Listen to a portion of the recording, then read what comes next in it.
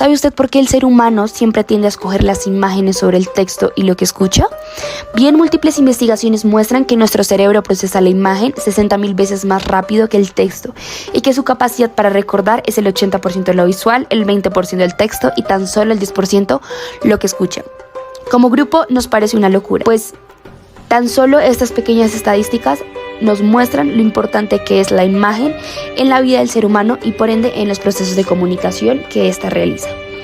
Ahora, si le pidiéramos que dibujara a su Dios o en lo que cree como ser superior, ¿cómo lo pintaría? ¿Podría hacerlo? Personalmente, creo que para nosotros como latinoamericanos es una tarea bastante compleja, considerando que la mayoría de nosotros seguimos la creencia del cristianismo y nuestra herencia religiosa, y por ende creemos en un Dios invisible, pero el verdadero. Sin embargo, aunque la representación gráfica desde la cosmovisión cristiana no se puede hacer más allá de la imagen de Jesús, el Hijo de Dios, en otras religiones y culturas la imagen ha jugado un papel muy importante en las representaciones de sus deidades, y estas en los procesos comunicativos de estas civilizaciones. Y bueno, como se podrían estar suponiendo, una de las civilizaciones en las que esto se puede ejemplificar con mayor claridad es la civilización egipcia, y a continuación hablaremos de eso.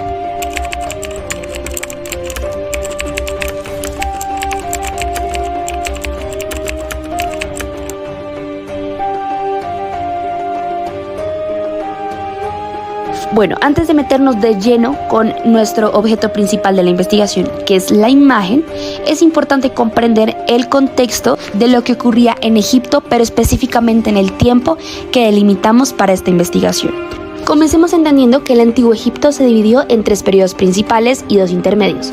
Para esta investigación consideraremos únicamente el último periodo de Egipto como gran civilización, es decir, el Nuevo Imperio.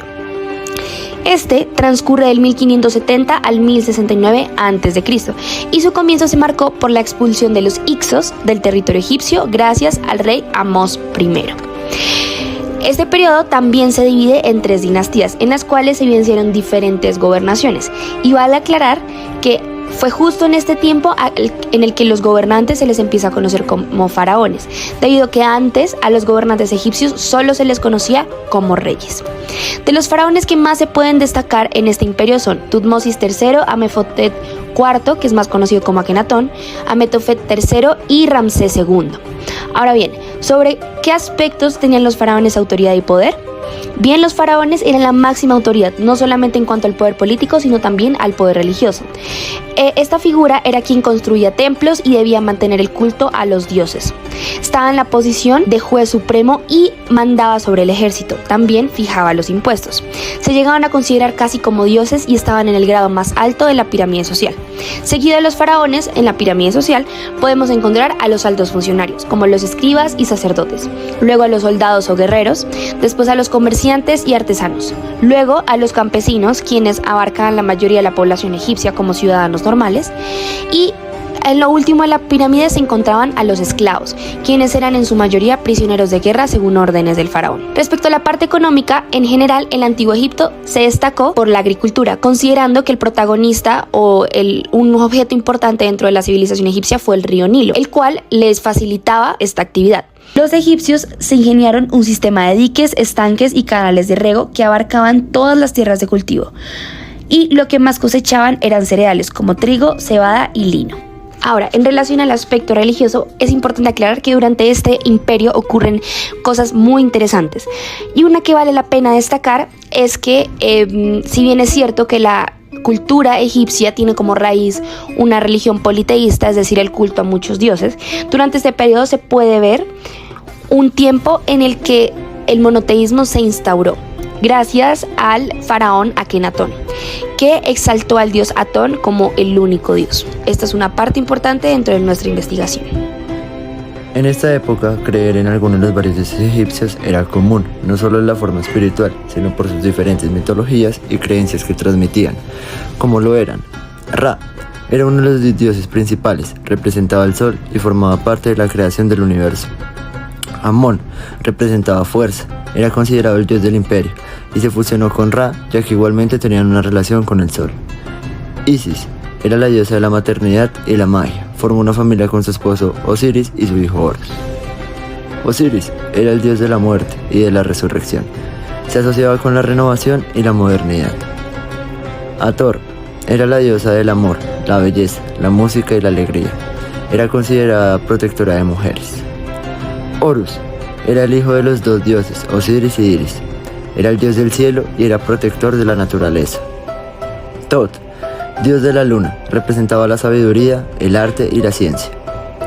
Anubis era el dios de los muertos, se relacionaba mucho con la soledad y con la oscuridad. Ta era el dios del arte o de la arquitectura, su nombre significa creador o innovador. Set, él representaba la tormenta y la guerra, era el hermano de Osiris, Isis y Horus. Mat representaba el concepto de justicia, equilibrio y valor, era hija de Ra.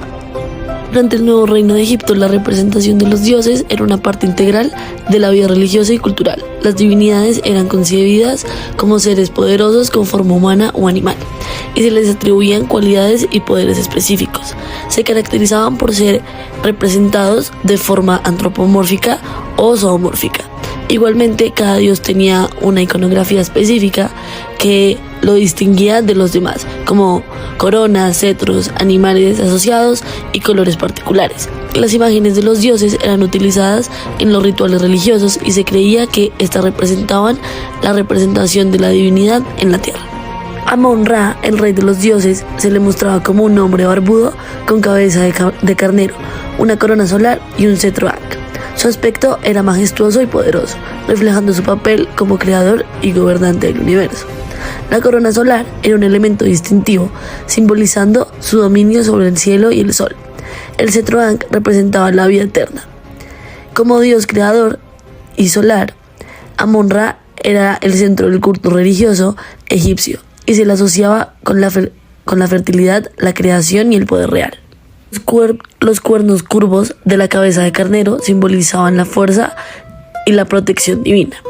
Por otro lado, Isis, la diosa madre, se le representaba como una mujer joven y bella, con cuernos de vaca y un disco solar entre ellos, y a menudo se le mostraba amamantando a Horus o sosteniendo el cuerpo de Osiris. Cuernos de vaca simbolizaban la maternidad y la abundancia. El disco solar representaba su conexión con el sol y su papel como diosa celestial. Isis era la diosa de la maternidad, la magia y la curación.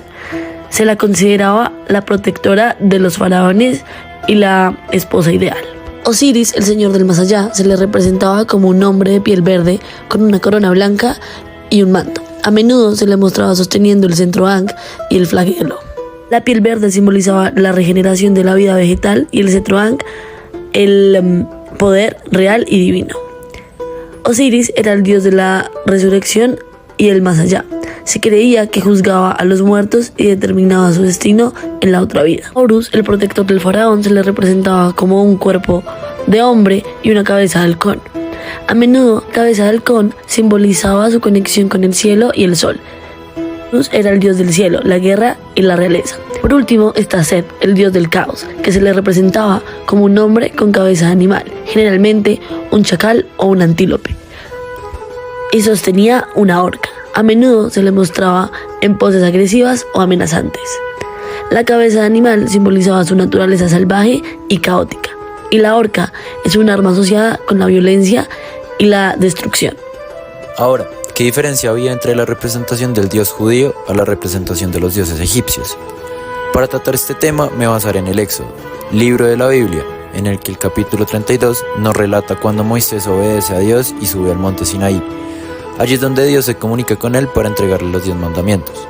No obstante, cuando el pueblo israelita notó la tardanza de Moisés, cayeron en desesperación, por lo que Aarón, su hermano, le pidió a los demás que trajeran todas las joyas de oro que tuvieran sus esposas, para luego ser fundidas y convertidas en un cordero de oro, al cual alabaron y nombraron su nuevo Dios, ocasionando la ira de Dios, ya que estos habían cometido un gran pecado al haber adorado a una divinidad inexistente.